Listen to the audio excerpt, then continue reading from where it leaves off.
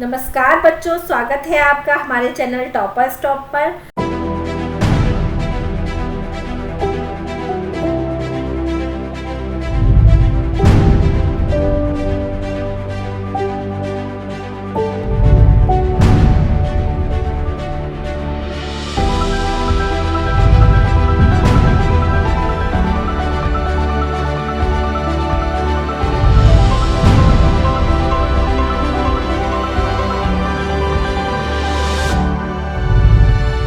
हमने अपने पिछले वीडियो में पूर्णांकों को संख्या रेखा की सहायता से जमा करना सीखा, परंतु इससे आगे के प्रश्नों में हमें बिना संख्या रेखा के योग यानी जमा करना होगा। उसके लिए आपको कुछ नियमों को जानना होगा जिससे आप आसानी से पूर्णांकों को जमा और घटा कर पाएं। आइए सबसे पहले हम जानते हैं बोर्डमास के नियम को। पूर्णांकों का योग यानी पूर्णांकों को हल करने के लिए यह नियम प्रयोग में लाया जाता है। बोर्डमास के नियम के अंतर्गत सबसे पहले हम लोग ब्रैकेट को ओपन करते हैं, यानी अगर हमें ब्रैकेट, जमा, घटा, गुणा ये सारे एक साथ दिए गए हों तो वहाँ पर हम सबसे पहले ब्रैकेट को ओपन करेंगे, उसके बाद भाग करेंगे, गुणा करेंगे, जमा करेंगे यानी योग करेंगे, उसके बाद फिर घटा करेंगे। ये एक क्रम है जो बोर्डमास कहलाता है। इसी क्रम का प्रयोग हम पूर्णांकों को हल करने के लिए करते हैं। यहाँ आपके पाठ्यक्रम में जमा यानी योग और घटा करने के लिए बोर्डमास का नियम आप प्रयोग करेंगे। यहाँ बाकी चीज़ें आपको अभी आपके पाठ्यक्रम में नहीं दी गई हैं। चलिए अब आगे हम बात करते हैं चिन्हों के गुणा की। तो चिन्हों का गुणा किस प्रकार से होता है ये हम यहाँ अब जानेंगे। पूर्णांकों का योग करते समय हम कभी भी दो चिन्हों को एक साथ नहीं रख सकते। इसके लिए हमें दो चिन्हों के बीच में ब्रैकेट का प्रयोग करना ज़रूरी होता है, यानी एक चिन्ह को हम बाहर रखेंगे और दूसरे चिन्ह को हम ब्रैकेट के अंदर रखेंगे यदि हमारे पास दो चिन्ह इकट्ठे आ रहे हों तब। तो उसके लिए हम ब्रैकेट का प्रयोग यहाँ करेंगे।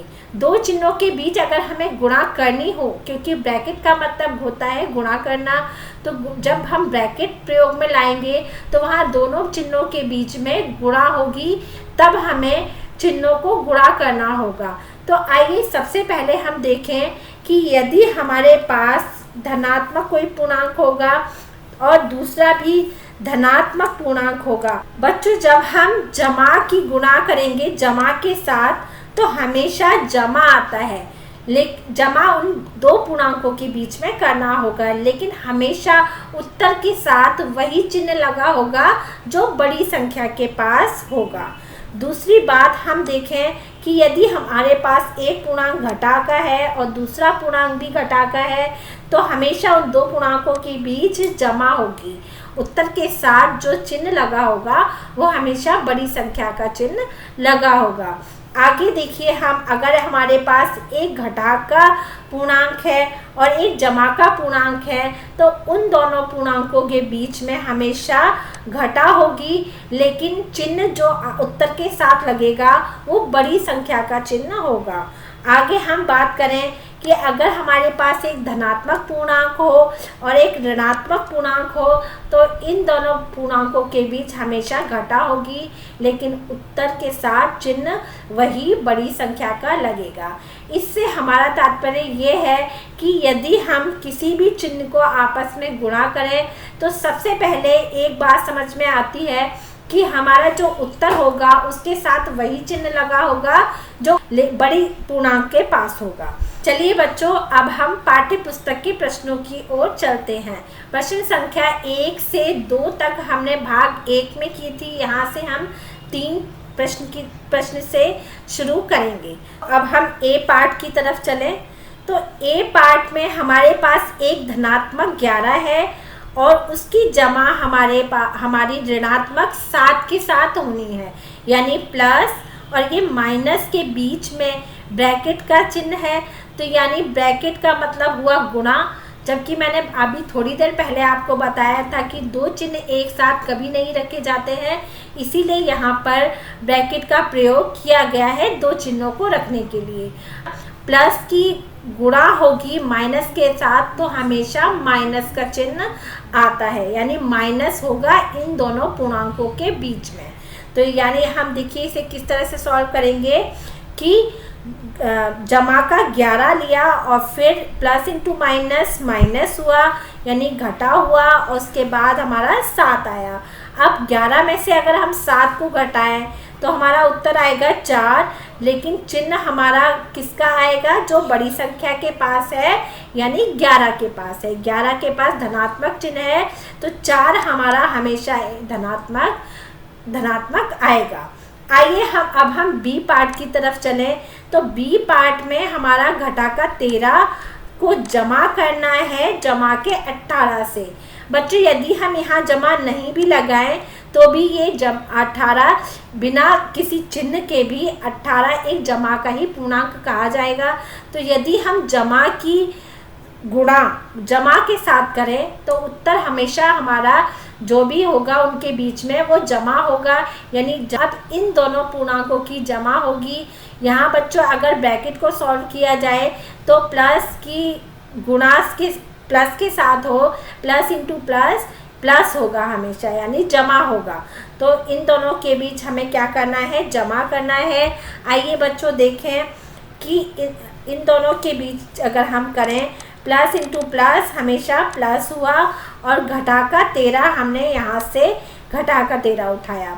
अब देखिए बच्चों माइनस इंटू प्लस माइनस हुआ यानी घटा हुआ, 13 में से 18 यानी 13 में से 18 या 18 में से 13 को अगर हम घटा करें तो उत्तर आया हमारा 5 और हमारा जो चिन्ह हुआ वो बड़ी संख्या का आया, यानी बड़ी संख्या 18 हुई तो 18 के पास धनात्मक चिन्ह है तो 5 हमारा यहाँ धनात्मक का हुआ। चलिए बच्चों सी पार्ट की तरफ अब हम चलते हैं। तो इसमें हम देखें तो घटा का 10 एक ऋणात्मक है, उसकी जमा होगी जमा के 19 से। तो यहाँ जमा की जब गुणा जमा से हुई तो उत्तर हमेशा जमा आएगा। जमा यहाँ पर हमने अगर खोल के लिखा तो हम सबसे पहले इसे इस तरह से लिख सकते हैं, प्लस इंटू प्लस यानी प्लस और घटा का 10 हमने यहाँ से उतारा। इसके बाद बच्चों देखिए कि घटा और इसके पास जमा, माइनस इंटू प्लस हमेशा माइनस होगा, यानी माइनस किया हमने दोनों पूर्णांकों के बीच में तो 19 में से 10 गए तो हमारा 9 आया। चिन्ह वही आया जो हमारी बड़ी संख्या के पास है, यानी 19 के पास है। 19 के पास धनात्मक चिन्ह है तो 9 के साथ हमने धनात्मक चिन्ह लगाया। आइए अब हम डी पार्ट की तरफ चलें। तो डी पार्ट में घटा का 250 दिया है, उसकी जमा होगी हमारी जमा के 150 से, यानी जमा जमा हमारा जमा हुआ। तो 250 हमने घटा का ऐसे ही यहाँ से उतार लिया और उसके बाद हमारा प्लस इंटू प्लस प्लस हुआ यहाँ, उसके बाद 150 हमने यहाँ से उतार लिया। अब माइनस इंटू प्लस माइनस होता है हमेशा, तो इन दोनों पूर्णांकों के बीच में घटा हुई यानी माइनस हुआ तो यहाँ हमारा 100 आया घटा होने के बाद। उसके बाद बच्चों हमेशा चिन्ह किसका आएगा, बड़ी संख्या का, ये याद रखिए। तो जो उत्तर के साथ चिन्ह आया हमारा घटा का तो 150 में से और 250 में से बड़ी संख्या कौन सी है, 250 है। तो घटा का 250 हमारा घटा जो है वो यहाँ से हमने उठाया। अब बच्चों आगे हम ई पार्ट की तरफ चलते हैं। तो ई पार्ट में हम बात करेंगे अब घटा का 380, उसकी जमा होगी हमारे माइनस के यानी घटा के 270 के साथ। अब देखिए बच्चों यहाँ दो अलग अलग चिन्ह हैं, एक जमा का चिन्ह है एक घटा का चिन्ह है। प्लस इंटू माइनस हमेशा माइनस होता है यानी घटा होगा अगर हम इन दोनों चिन्हों को हल करें। तो अब घटा के चिन्ह को हम कैसे लिखें, यहाँ इन दोनों को अगर हमने गुणा किया तो घटाया तो घटा 270 और हम माइनस का 380 यहाँ से उठा लेंगे। घटा का 270 हमने उठाया और घटा का 380 हमने यहाँ से उठा लिया। अब बच्चों देखिए इसके पास भी घटा है इसके पास भी घटा है। घटा की गुणा अगर घटा से हुई तो हमेशा उत्तर जमा का आया, यानी इन दोनों के बीच में हमारा जमा होगी। तो जमा की हमने दोनों को जमा करने पे 650 उत्तर आया। अब बात करते हैं कि जो उत्तर है उसके साथ में चिन्ह कौन सा लगेगा। तो बच्चों मैंने आपको पहले भी बताया, इन दोनों पूर्णांकों के बीच में माइनस दोनों के पास है, लेकिन आप देखेंगे इसमें से बड़ी संख्या कौन सी है, 380 बड़ी संख्या है, तो चिन्ह जो है 380 के पास में जो है वो ही उत्तर के साथ में लगेगा। आइए अब हम एफ पार्ट की तरफ चलें। तो एफ पार्ट में हमारा घटा का 270 है, प्लस और माइनस है 100, यानी प्लस और माइनस इन दोनों के बीच में गुणा होगी, तो प्लस इंटू माइनस हमेशा बच्चों माइनस होता है, तो हम यहाँ पर माइनस का 100 लिखेंगे और साथ में हमारा प्लस होगा माइनस का 217, यानी हमारा माइनस का 100 और माइनस का 217। इस तरह से हमने इसको हल करके चिन्हों को लिखा। अब देखिए बच्चों, यहाँ इसके पास भी घटा है और इसके पास भी घटा है। घटा घटा हमेशा जमा होगा, यानी इन दोनों पूर्णांकों को हमें जोड़ना है। दोनों को जोड़ने के बाद 317 आंसर आया। लेकिन उसके बाद बच्चों आप देखिए कि दोनों के पास घटा का चिन्ह है, इसमें से बड़ी संख्या कौन सी है, 217 है। 217 के पास भी घटा का चिन्ह है, तो उत्तर के साथ जो चिन्ह लगेगा वो इस बड़ी संख्या का 217 का यानी घटा हमारा लगेगा। आइए बच्चों, अब हम इस तरह से प्रश्न 3 को हमने हल किया। आगे हम प्रश्न 4 की तरफ चलते हैं। प्रश्न 4 में हमें निम्नलिखित का योग ज्ञात करना है। यहाँ बच्चों ए पार्ट में देखिए आप 137 और घटा 354, यहाँ प्रश्न में हमें योग की बात की गई है। तो बच्चों हमें यहाँ और को हटाकर जमा का चिन्ह लगाना होगा सबसे पहले, लेकिन जमा और घटा हमारे एक साथ नहीं लग सकते, इसीलिए हमें इसे ब्रैकेट में लेना होगा। आइए इसे किस तरह से हम लिखेंगे। देखिए बच्चों, मैंने यहाँ इसे ब्रैकेट में लिया और 137 को ऐसे ही उतारा। इन दोनों के बीच में हमारा योग करना है, तो आगे इन दोनों के बीच हमने योग का साइन लगाया, यानी जमा लगाया। अब देखिए बच्चों, 137 को हमने ऐसे ही उतारा, जमा की गुणा होगी घटा के साथ, तो प्लस इंटू माइनस हमेशा माइनस आता है, तो यहाँ माइनस का चिन्ह लगाया। उसके बाद बच्चों 354 हमने यहाँ से उतार लिया। अब देखिए बच्चों, इसके पास कौन सा चिन्ह है, जमा का चिन्ह है, यानी कोई चिन्ह नहीं होता तो जमा का चिन्ह होता है। तो 137 यानी 137 के पास जमा का चिन्ह है और इसके पास घटा का चिन्ह है।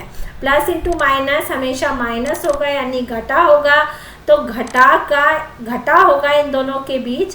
तो 354 में से हमने 137 को घटाया तो 217 उत्तर आया, और इन दोनों के बीच में बड़ी संख्या 354 है, उसके साथ में घटा का चिन्ह है, तो उत्तर के साथ में घटा का चिन्ह लगाया।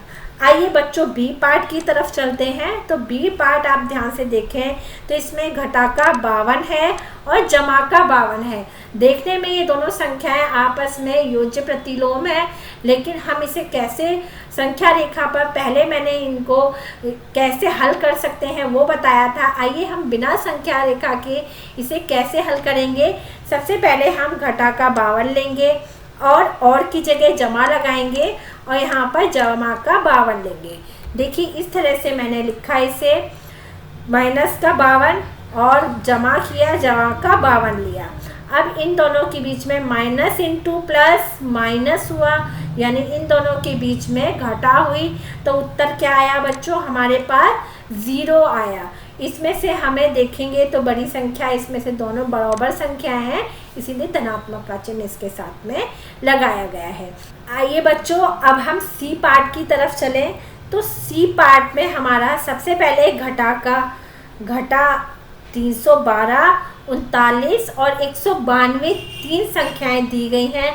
तीनों के बीच में यहाँ और लगाया है, तो और का मतलब हुआ हमारा योग का चिन्ह, क्योंकि प्रश्न 4 में आपको योग करने के लिए दोनों संख्याओं के बीच ये कहा गया है। तो आप यहाँ पर और की जगह जमा लगाएंगे और बाकी संख्याओं को उतारेंगे। आइए मैंने यहाँ संख्याओं को उतारा। सबसे पहले कि माइनस का 312, फिर 39 जमा का और की जगह मैंने जमा लगाया और 192 यहाँ पर उतारा। उसके बाद हमें इन दोनों संख्याओं को हमें हल करना होगा। तो इनको हमने जमा हमेशा जमा होता है, तो मैंने 39 और 192 को जमा किया तो उत्तर आया 231 और माइनस का 312 मैंने यहाँ से उतार लिया। उसके बाद देखिए बच्चों, घटा और जमा, माइनस इंटू प्लस माइनस होगा, यानी इन दोनों पूर्णांकों के बीच क्या होगा, माइनस हुआ। माइनस होने यानी घटा होने के बाद उत्तर आया 81। 81 हमारा घटा होकर आया है, लेकिन इसके साथ में हमारे पास चिन्ह कौन सा लगेगा, जो हमारी बड़ी संख्या के पास होगा, यानी बड़ी संख्या 312। 231 में से 312 बड़ी संख्या है, तो बड़ी संख्या के पास घटा का चिन्ह है, इसीलिए मैंने 81 के साथ यहाँ घटा का चिन्ह लगाया है। आइए बच्चों, अब हमारे डी पार्ट की तरफ चलें। तो यहाँ पर घटा का 50, घटा का 200 और 300 लिखा है, और की जगह हमें क्या लगाना है, जमा लगाना है।